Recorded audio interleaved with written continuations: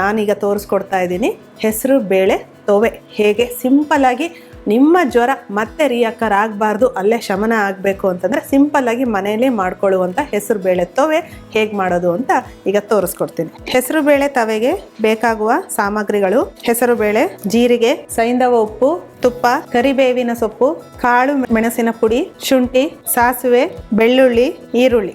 ಯಾವುದೇ ಒಂದು ಬೇಳೆನ ನೀವು ಬೇಯಿಸ್ಬೇಕಾದ್ರೆ ಅದಕ್ಕೆ ಮೊದಲು ಅದನ್ನು ಚೆನ್ನಾಗಿ ತೊಳ್ಕೊಂಡು ಒಂದು ಸ್ವಲ್ಪ ಹೊತ್ತಾದರೂ ನೆನೆಸಿಡಿ. ಯಾಕೆಂದರೆ ಎಲ್ಲ ಬೇಳೆಗಳಲ್ಲೂ ಆ್ಯಂಟಿ ನ್ಯೂಟ್ರಿಷಿಯಸ್ ಅಂತ ಒಂದು ಎಕ್ಸ್ಟ್ರಾ ಕೋಟಿಂಗ್ ಹೊರಗಡೆ ಇರುತ್ತೆ. ಅದು ಬ್ರೇಕ್ ಆಗಿ ನಿಮಗೆ ನ್ಯೂಟ್ರಿಯೆಂಟ್ ಸಪ್ಲೈ ಕರೆಕ್ಟಾಗಿ ಆಗಬೇಕು, ಡೈಜೆಷನ್ ಆಗಬೇಕು ಅಂತಂದರೆ ನೀವು ನೆನೆಸಿಡಲೇಬೇಕು. ಇದೀಗ ನೆನೆಸಿ ತೊಳೆದಿದ್ದೇನೆ. ಸೊ ತೊಳೆದು ನೆನೆಸಿಟ್ಟಿರ್ತಕ್ಕಂತಹ ಹೆಸರು ಬೇಳೆಯನ್ನು ಈಗ ಹಾಕ್ತಾ ಇದ್ದೀನಿ. ಸ್ವಲ್ಪ ನೀರನ್ನು ಸೇರಿಸೋಣ. ನಿಮಗೆ ಬ್ಲೋಟಿಂಗ್ ಸಮಸ್ಯೆ ಏನಾದರೂ ಇದ್ದರೆ ಇದನ್ನು ಬೇಳೆ ಬೇಯಿಸಬೇಕಾದ್ರೆ ಅರ್ಧ ಚಮಚದಷ್ಟು ಎಣ್ಣೆಯನ್ನು ಹಾಕಿ ಬೇಯಿಸ್ಕೊಳ್ಬೋದು. ಹಾಗೆ ಇದು ಬೇಯ್ತಾ ಮೇಲ್ಗಡೆ ಏನಾದರೂ ನೊರೆ ಏನಾದರೂ ಕಾಣಿಸ್ಕೊಂಡ್ರೆ ಆ ನೊರೆನ ಸಮೇತ ನೀವು ತೆಗೆದು ಹಾಕಿದ್ರೆ ಆ ಬ್ಲೋಟಿಂಗ್ ಸಮಸ್ಯೆ ನಿಮಗೆ ಬರೋದಿಲ್ಲ. ಈಗ ಇದು ಹೆಸರು ಬೇಳೆ ಬೆಂದಿದೆ. ಈ ಬೆಂದಿರ್ತಕ್ಕಂಥ ಹೆಸರು ಬೇಳೆಗೆ ಒಂದು ಸಿಂಪಲ್ಲಾಗಿ ಒಗ್ಗರಣೆ ಹಾಕೋಣ. 1 ಚಮಚದಷ್ಟು ತುಪ್ಪ, ಸಾಸಿವೆ. ಇವತ್ತಿನ ಒಂದು ವೆಬಿನಾರಲ್ಲಿ ಕಡೆನಲ್ಲಿ ಒಬ್ರು ಪ್ರಶ್ನೆ ಕೇಳಿದ್ರು, ಜ್ವರ ಎಲ್ಲ ಬಿಟ್ಟ ಮೇಲೆ ಮೈಕೈ ಎಲ್ಲ ತುಂಬ ನೆವೆ ಆಗ್ತಿದೆ, ಏನು ಮಾಡಬೇಕು ಅಂತ ಹೇಳ್ತಿದ್ರು.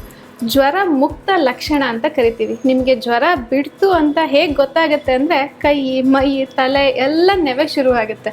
ಒಂದು, ನೀವು ಸ್ನಾನ ಮಾಡಿರಲ್ಲ ಅದಕ್ಕೆ. ಇನ್ನೊಂದು, ಸ್ವೆಟ್ ಗ್ಲ್ಯಾಂಡ್ಸ್ ಎಲ್ಲ ಓಪನ್ ಆಗಿ ಬೇಡದಲ್ಲೇ ಇರೋ ಟಾಕ್ಸಿನ್ ಸ್ವೆಟ್ಟಿಂದ ಆಚೆ ಬಂದಾಗ ನಿಮಗಲ್ಲಿ ಕೆರೆತ ಅನ್ನೋಂಥದ್ದು ಶುರುವಾಗ್ತಾ ಹೋಗುತ್ತೆ.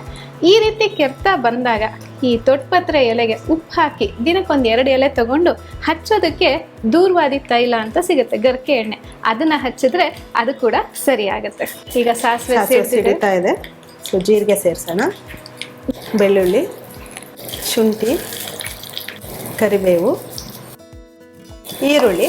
ಸ್ವಲ್ಪ ಈರುಳ್ಳಿ ಕೆಂಪಗೆ ಆಗ್ತಾ ಇದ್ದ ಹಾಗೆ ಸ್ಟವ್ ಆಫ್ ಮಾಡೋಣ.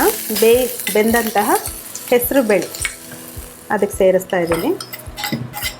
ಕಡೆಯದಾಗಿ ರುಚಿಗೆ ತಕ್ಕಷ್ಟು ಉಪ್ಪು, ಹಾಗೆ ಕಾಳು ಮೆಣಸಿನ ಪುಡಿ.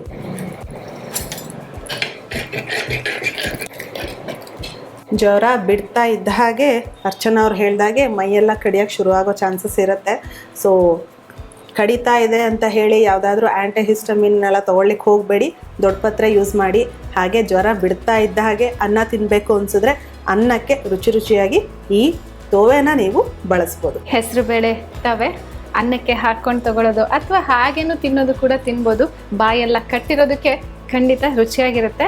ಆದರೆ ಈಗಾಗಲೇ ತಿಳಿಸ್ದಾಗೆ ಇದಕ್ಕೆ ಸೈಡಲ್ಲಿ ಉಪ್ಪಿನಕಾಯಿ ಬೇಡ, ಇದನ್ನ ಹಾಗೆ ನೀವು ತಗೋತಾ ಹೋಗಿ. ಜ್ವರದಿಂದ ಪ್ರಾರಂಭ ಆಗಕ್ಕೆ ಪೂರ್ವ ರೂಪ ಅಂತ ಹೇಳಿದ್ವಿ. ಪ್ರೀ ಸಿಂಪ್ಟಮ್ ಇಂದ ಹಿಡಿದು ನಿಮಗೆ ಸಿಂಪ್ಟಮ್ಸು ಮುಂದೆ ಹೇಗೆ ಆಗ್ಬೋದು, ಅದು ಎಲ್ಲದರ ಜೊತೆಗೆ ಜ್ವರ ಬಿಟ್ಟಾಗ ನಿಮಗೆ ಬರುವಂತಹ ನೆವೆ, ಇದಿಷ್ಟನ್ನು ನಿಮಗೆ ನಾವು ತಿಳಿಸ್ಕೊಟ್ಟಿದ್ದೀವಿ.